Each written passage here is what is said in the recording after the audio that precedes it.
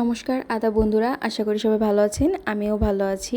রান্না করেছিলাম কাঁচা কলার কোফতা। এজন্য কাঁচা কলা সিদ্ধ করে খোসাটা ছাড়িয়ে নিয়ে তারপরে কাঁচা কলাটা গলিয়ে নিয়ে সেখানে দিয়ে দিয়েছিলাম হলুদ, লবণ, গোলমরিচের গুঁড়ো, বেসন, আদা বাটা, কাঁচামরিচ, রসুন বাটা, জিরে গুঁড়ো, তারপরে ধনে গুঁড়ো, গরম মশলা গুঁড়ো আর কাঁচামরিচ আর আদাটা আমি একটু কুচি কুচি করে দিয়েছিলাম, এতেই হবে। আর কিছু পেঁয়াজ দিয়েছিলাম। তারপরে এটা ভালো মতন কোটিং করে নিয়েছিলাম। বেশি বেসনও দেওয়া যাবে না, তাহলে এটা ভেঙে যাবে বা ফেটে যেতে পারে। আমি প্রত্যেকটা কলার জন্য এখানে বড় চা চামচের 1 চা চামচ করে বেসন নিয়েছিলাম। তো 3টা কলার জন্য আমি 3 চামচের একটু বেশি বেসন নিয়েছিলাম। তারপরে যে এটা আমি একদম ডুবো তেলে ডিপ ফ্রাই করে নিয়েছিলাম। একটু খেয়াল করে ভাজবেন, দেওয়ার সাথে সাথেই ওঠাবেন না, তাহলে এটা ভেঙে যেতে পারে। দেওয়ার পর একটু ওয়েট করুন, তারপরে এভাবে নেড়ে চেড়ে উঠিয়ে নিতে পারবেন। একটু লাল লাল করে ভাজবেন, লাল লাল করে ভাজলে ভালো লাগে। আপনারা যে কোনো শেপ দিতে পারবেন, এরকম গোল গোল শেপ দেওয়া যাবে বা একটু লম্বা করে শেপটাও দিতে পারেন। আমি গোল শেপটাই দিলাম। আমার এখানে প্রায় অনেকগুলো কোফতা হয়েছিল 3টা কাঁচা কলা দিয়ে। এটাকে আপনারা নিরামিষ করেও করতে পারবেন। পোলাওর সাথে খাওয়ার জন্য বেস্ট একটা অপশন হবে।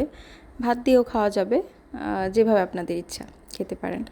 তো এখানে আমি কোফতাগুলো কয়েকটা করে দিয়ে ভেজে নিচ্ছিলাম, আর পাশে আমি মাংস রান্না করছিলাম।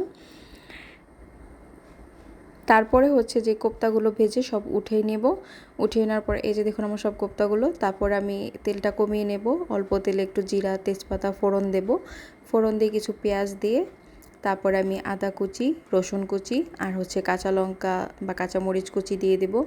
দিয়ে এগুলোকে একটু ভাজা ভাজা করে তারপরে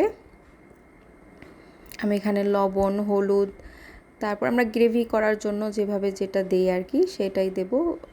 আপনারা চাইলে এটা চিলি টাইপেরও করতে পারেন সস দিয়ে, বা এভাবেও করে নিতে পারেন, ভালোই লাগবে। চাইলে আপনারা বাদাম বাটাও দিতে পারেন, সেটাও ভালো লাগবে একটু রোস্টের মতো করে করলে। তো এখানে আমি জিরা গুঁড়া, ধনে গুঁড়া আর যে একটা টমেটো বেটে রেখেছিলাম সেটা দিয়ে দিলাম। যেহেতু গ্রেভিটা একটু মাখো মাখো করবো, একটু টমেটো বাটাটা দিলে একটু গ্রেভিটা ঘন হয়, ভালো লাগে খেতে।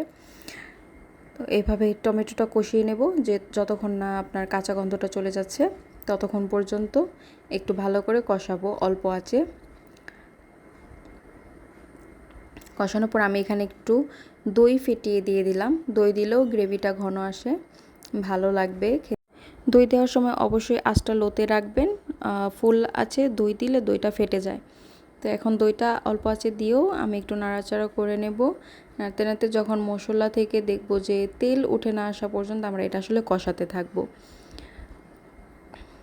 দেখুন মশলাটা কষতে কষতে একদম একটা ভালো রং এসে গেছে। আমি এখানে একটু শুকনো লঙ্কার গুঁড়োও দিয়েছিলাম। আপনারা চাইলে এটা স্কিপ করতে পারেন, প্রবলেম নেই, যেহেতু আমরা একটা অকেশনে খাচ্ছি, একদিনের ব্যাপার, তো একটু দিয়েছিলাম।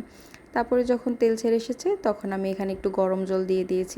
গ্রেভিটা একটু ঘন হয়ে আসলেই সেই আমার কোফতাগুলো, ভেজে রাখা কোফতাগুলো দিয়ে একটু গরম মশলা গুঁড়ো দিয়ে আর একটু ঝোলটা আমি শুকিয়ে রেখেছিলাম, ওটার ক্লিপস নেওয়া হয়নি, তারপরে নামিয়ে নিয়েছিলাম। Thanks for watching, stay tune until my next video.